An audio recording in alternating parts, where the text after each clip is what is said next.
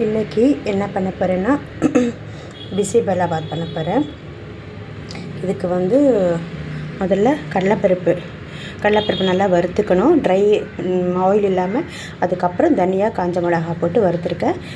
அது கூடவே ஒரு சின்ன பீஸ் பட்டை, 2 கிராம்பு கடைசியாக போட்டேன்.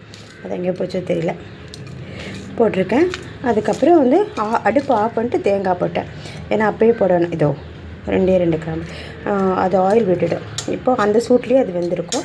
அவ்வளோதான். இது வறுத்துக்கொள்ளி தான் இதனோட மசாலா. இதனோட காரம் எல்லாமே அவ்வளோதான். ஏன்னா நிறைய அரிசி பருப்பு வைக்கல. இதை பாருங்கள், அரிசி பருப்பு ஒன்றா வேக வைக்கணும். அதாவது முக்காலை விட கம்மி. 1/2 டம்ளர் அரிசி, 1/2 டம்ளர் பருப்பு. ஆனால் 1/2 டம்ளர் விட கொஞ்சம் கூட அரிசி வச்சுருக்கேன். அவ்வளோதான். அதாவது முக்காலுக்கும் அரைக்கும் நடுவில் பருப்பு, அப்புறம் ஜீரகம் போட்டிருக்கேன், மஞ்சள் பொடி போட்டிருக்கேன், அப்புறம் பெருங்காயம் கொஞ்சம் போட்டிருக்கேன். இது குக்கரில் 1க்கு 2.5 டம்ளர் தண்ணி விடணும். 4 விசில் வரட்டும், நல்லா குழையிற மாதிரி. இது மூடிட்டு இப்போ ஆன் பண்ணுறேன்.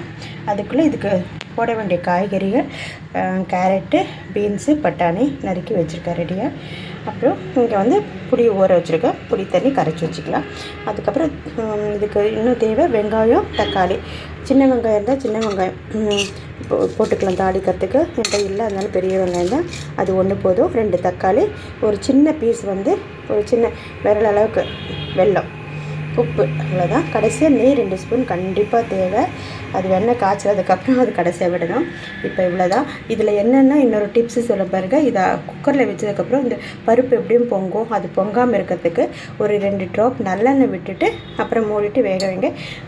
ஏன்னா அந்த கன்சிஸ்டன்சி அதுக்கு உள்ளே அமுக்கி வச்சுருக்கோம், பொங்க விடாமல்.